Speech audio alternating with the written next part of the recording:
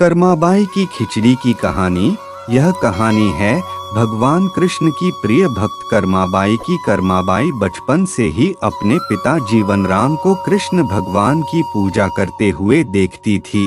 वह कभी भी कृष्ण भगवान भोग लगाए बिना भोजन ग्रहण नहीं करते थे। जब कर्माबाई 13 साल की थी तब एक दिन जीवनराम को तीर्थ पुष्कर स्नान के लिए जाने की इच्छा हुई। साथ में उनकी पत्नी ने भी पुष्कर स्नान की इच्छा प्रकट की। जीवनराम अपनी बेटी को भी ले जाना चाहते थे, लेकिन दुविधा यह थी कि अगर वह सब घर बाहर गए तो श्री भगवान कृष्ण को भोग लगाएगा कौन।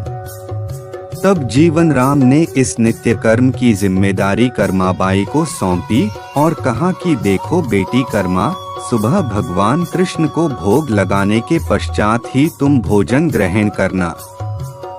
कर्मा ने भी अपने पिता की हाँ में हामी भर दी। अगले दिन सुबह कर्माबाई ने उठकर सबसे पहले गुड़ और घी डाल के बाजरे का खिचड़ी बनाया और भगवान कृष्ण की मूर्ति के सामने रख दिया और बोली, भगवान मैंने आपका भोग रख दिया है, आपको जब भूख लगे तब खा लेना, तब तक मैं घर के काम पूरे कर लेती हूँ।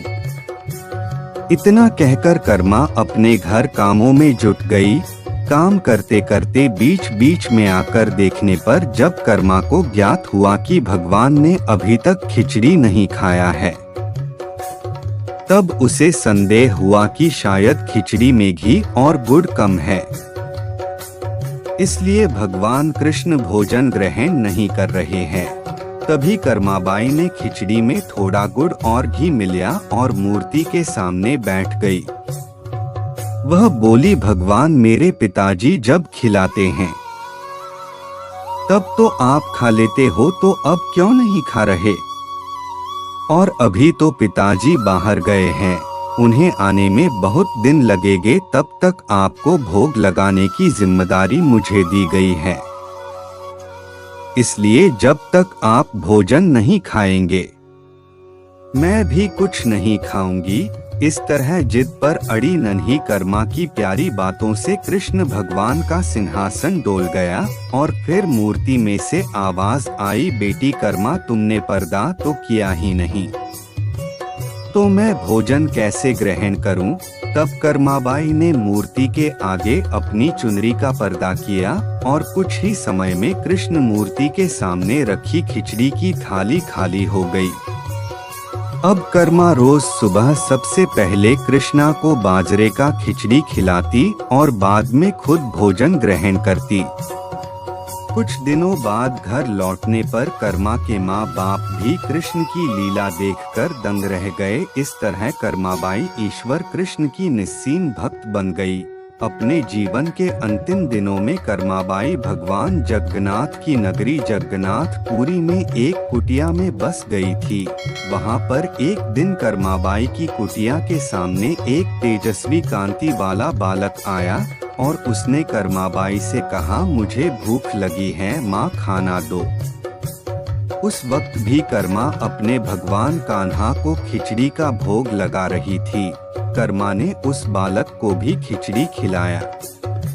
उसके बाद से वही बालक हर रोज कर्मा के हाथ का खिचड़ी खाने आता था।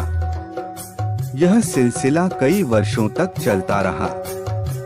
वह बालक कोई और नहीं स्वयं जगन्नाथ भगवान थे, क्योंकि जिस दिन कर्माबाई का देहांत हो गया उस दिन जगन्नाथ भगवान की मूर्ति की आंखों से आंसू बह रहे थे और उसी रात मंदिर के पुजारी के स्वप्न में जगन्नाथ भगवान आए और अपने दुखी होने का कारण बताया कि उनकी परम प्रिय भक्त कर्माबाई गोलोक सिधार गई है। मैं रोज सुबह उसके हाथ की खिचड़ी खाता था, अब मुझे खिचड़ी कौन खिलाएगा? अगले दिन से मंदिर के पुजारियों ने निर्णय लिया, भगवान को रोज बाजरे के खिचड़ी को भोग लगेगा और उस भोग का नाम दिया गया कर्माबाई की खिचड़ी।